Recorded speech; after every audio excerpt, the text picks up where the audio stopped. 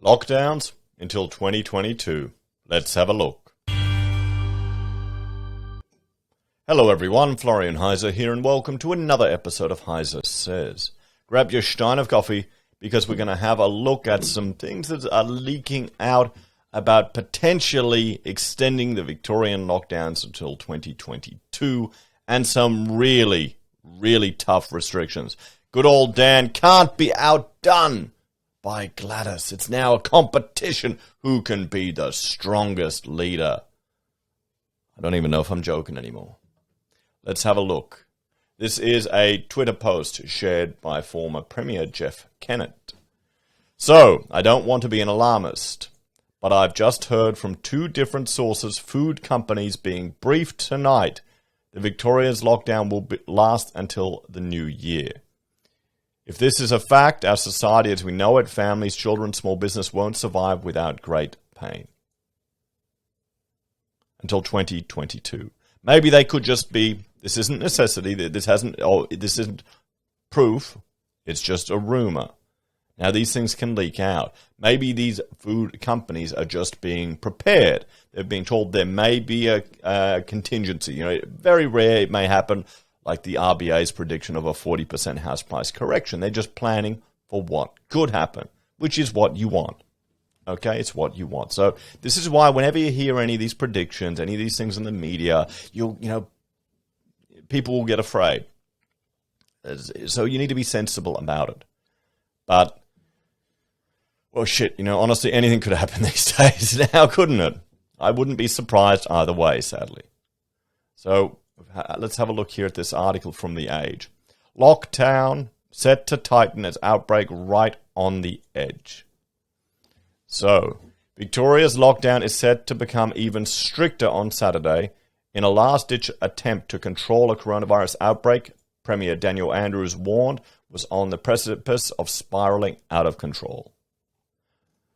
The government's most senior ministers met on Friday evening to discuss additional restrictions, including closure of childcare centres and the construction industry, the entire industry, a further tightening of the 1-hour exercise limit, and the reimposition of a regional lockdown after 17 cases emerged in Shepparton.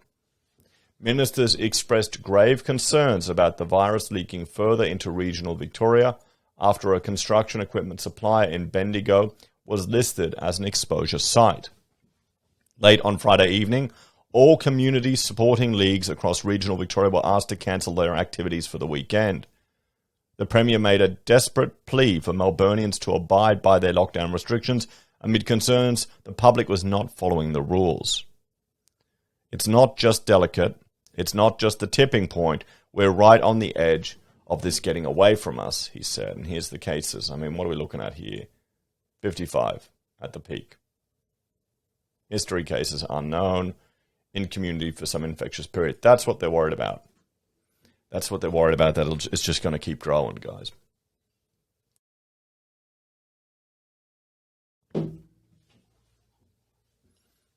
Two weeks into the state's sixth lockdown. Remember when it was 2 weeks to flatten the curve?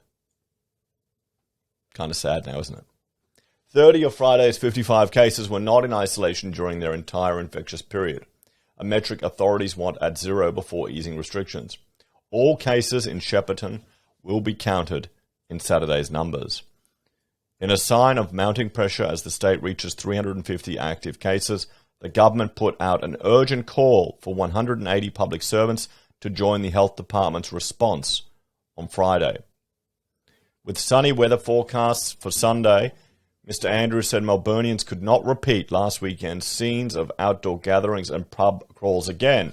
If they did, he said Victoria's outbreak would become like New South Wales, where 642 cases were recorded on Friday. Sydney's lockdown was extended to the end of September. Now, yesterday we looked at information from Lifeline, looking at the number of phone calls they were receiving. It was, I think 3 days in the last week was the highest they've had in 57 years. This lockdowns, these restrictions are not without a price. Is it worth it? Would people be willing to take a risk themselves? Is the question. The question really is, do we spiral out of control or don't we? Well, here's the thing. No matter what, Andrews has set the precedent of harsh lockdowns. Victoria's had some of the harshest in the world. They're going to just go super hard. It's going to be tough for the Victorians down there. People who've struggled through all these long lockdowns. Rachel was talking to other mothers on a Zoom call, and they're T21 mums, so Down mums who have kids with Down syndrome, and they were just chatting, and I was listening in after my stream last night as I was playing World of Warships, and just hearing the stories they were talking about lockdown down in Victoria, what they were going through. We've had it pretty easy in Queensland, and for Rachel and I, our lives aren't being impacted that much because we already live at home, and we work at home, and we school at home. But for people who haven't had that choice, it's forced upon them. I can see how it can be a drastic shift and how it can cause a lot of stress and mental health damage. Mr. Andrews said, and that is the question that only every Victorian, through the choices they make and their own actions, can answer. So this is all active cases in Victoria in 2021. There you go, they're up to 350. Friday's cases include 13 linked to a childcare centre in Broadmeadows in Melbourne's north, where one case became symptomatic on August 11 but only got tested on Thursday. COVID-19 response commander Jerome Weimar said kids ineligible for vaccination were passing the virus on to both adults and fellow children. When asked if childcare centres could close, as they did during last year's second wave of coronaviruses, he said all options are on the table. We've always wanted to get the right balance between restrictions that are in place, but we've been concerned about transition between children all the way through this particular outbreak, he said. Professor Nancy Baxter, head of Melbourne University's School of Population and Global Health, said on top of tightening the definition of essential workers to exclude industries such as construction and manufacturing, the government could consider starting the 9 p.m. curfew earlier and shutting takeaway food stores. They are all pretty extreme, and I'm not sure that is what they should do, but those would be further options on the table, she said. Rapid antigen testing is a tool that could be used every day with essential workers to pick up infections early. In response to the growing number of cases among children, Mr. Andrews took a proposal to National Cabinet on Friday, which would see all secondary school and grade 6 students vaccinated by the end of the 2021 school year. The 2,700-student Greater Shepparton Secondary College closed on Friday after students were identified as close contacts, and the regional city braced for more cases. Professor Baxter said it appeared inevitable Shepparton, if not all of regional Victoria, required another lockdown. There was a wastewater detection in Lakes Entrance last week, and with the regions not in lockdown, it's clear contact tracing will have a serious task ahead already in Shepparton. Sharon Gibson, Lord Mayor of Latrobe City Council in the state's east, said her community would struggle to accept a statewide lockdown if cases had not spread beyond Shepparton. Councillor Gibson said the mental health toll and threat of another lockdown were both weighing heavily on residents of Latrobe Valley. Some are getting angry and some are getting very depressed, she said. Some are getting very worried about their businesses and livelihoods. Mount Hotham Chamber of Commerce President Steve Belly said another lockdown would spell the end of the ski season for alpine businesses, whose takings were down up to 80%. It won't be good. People's mental health is not good now, he said. We just don't know what is going to happen. There's a lot of anxiety because of the unknown.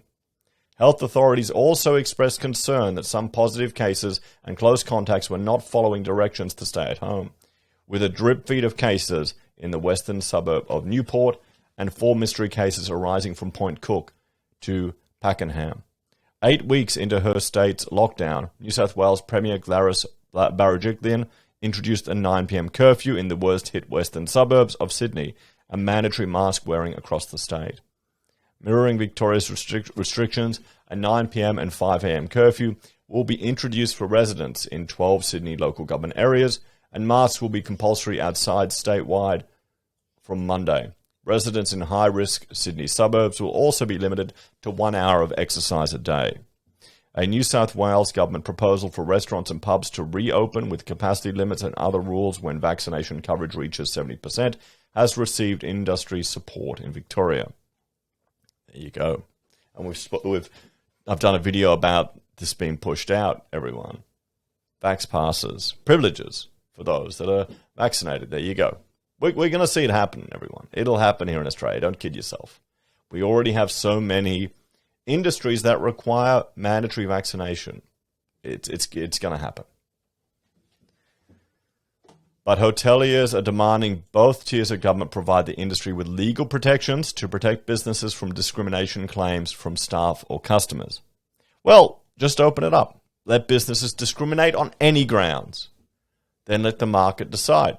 If you're going to do it properly. Get rid of these anti-discrimination rules. Let businesses discriminate on who they want to employ, on who they want to do business with. What do you reckon? Do you think Australia could handle that? So, on Tuesday, the Victorian Board of the Australian Hotels Association passed a resolution calling on state and federal governments to protect businesses from lawsuits brought by staff or customers denied hours or services because they refused to be vaccinated. AHA Victorian Chief Executive Paddy O'Sullivan said the industry would be willing to do whatever it takes to reopen, including checking the vaccination status of customers, but wanted government backing. Whatever indemnities are required for staff and customers, there must be legal framework, Mr. O'Sullivan said. But Mr. Andrews said 80% vaccination remained the benchmark for reopening in Victoria, and a significant easing of restrictions prior to that would deviate from the agreed national plan. Some things can be eased at 70%, but 80% is the real game changer. Restaurants and Catering Australia Chief Executive Wes Lambert threw his support behind New South Wales' 70% reopening plan. He said it would be a political catastrophe for any premier to have promised a return to normal at 70 to 80% vaccination and then walk away. Other states, including Victoria, will need to accept that. With the Delta variant, there are populations that are highly vaccinated where they still have 4- and 5-digit case numbers of COVID. That is the future. Yeah, but they've got a much bigger population. And when you look at I just saw a paper looking at the effectiveness of both the Pfizer and the AstraZeneca with regards to dealing with Delta, and it's still very effective. It may not be as effective as Alpha, but it's still bloody good, guys. That's the point. And here's the thing. Vaccinations are not magic. They're not going to protect you from everything. There's an element of risk in taking them, and there is a chance that they won't work because it's just priming your body, everyone. That's just how it is. You've got to roll the dice and decide. Mr. Andrews said there was no alternative to strict lockdowns at the current full vaccination level of 28% nationwide. There you go. That's it. They're just going to lock down now. That's part of Australia, everyone. That's part of Australia. My children are growing up playing a lockdown game with their little dolls. That's part of their childhood. It's not just 2 weeks. It's 2 years. My daughter asked me what it was like during lockdowns when I was a kid. As of right now, everyone is committed. Every leader in the country, regardless of what political party they're from, is committed to the national plan. There are some changes at 70%, but the big steps come in at 80%. The state government put out an urgent request for 180 public servants to join the health department's response on Friday. The government department circulated an email seen by The Age to public servants inviting them to fill 180 health roles, including as data analysts, policy advisors, and logistic officers. Such is the importance of this situation in Victoria and the need to do everything we can to contain the Delta outbreak right now that we need to nominate staff today, the email read. During Victoria's fourth lockdown, medical students were also recruited to bolster contact tracing and administration work. Victorian Police said they would have a highly visible presence on Saturday in Melbourne CBD, with another anti-lockdown protest due to take place at midday.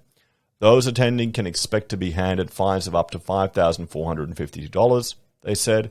The coordinated freedom rallies have been organised for all capital cities in the country. So there you have it, everyone. Potential lockdown extensions until 2022 in closing takeaway. So what do you think? What is the solution to all of this, everyone? Let me get on my soapbox when I'm pressing the right buttons on my bloody stream. I still hope there is a chance that coming out of all of this, all of these interventions in our lives, people realize how much power we've handed over to our politicians and our bureaucrats. Many people in Australia have been asleep with regards to politics. They don't care about it. They're not interested in it, yet it affects every aspect of our lives. People are busy trying to save for a home. They're more interested in sport. They're more interested in the TV show they're watching, which I can understand. I can relate to. I'm more interested in the politics going on in World of Gaming, in World of Warships with, creative contributors abandoning the program because of some dodgy Russian company than I really am in the day-to-day machinations of our political leaders. But we don't have that luxury anymore. We've got to get involved. We've got to vote sensibly. We've got to understand how preferences work. We need some minor parties in the House of Reps to force the big two to have a coalition.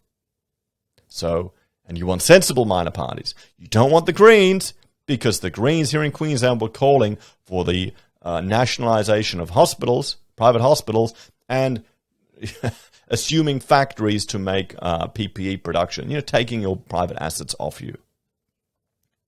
That's where the solution is. And I'm hoping in the next election, we're going to have one next year, there is a chance. And I'm not calling for people to start up 50 million parties. We went through them the other day. They're too many. I'm talking for people to get active and involved.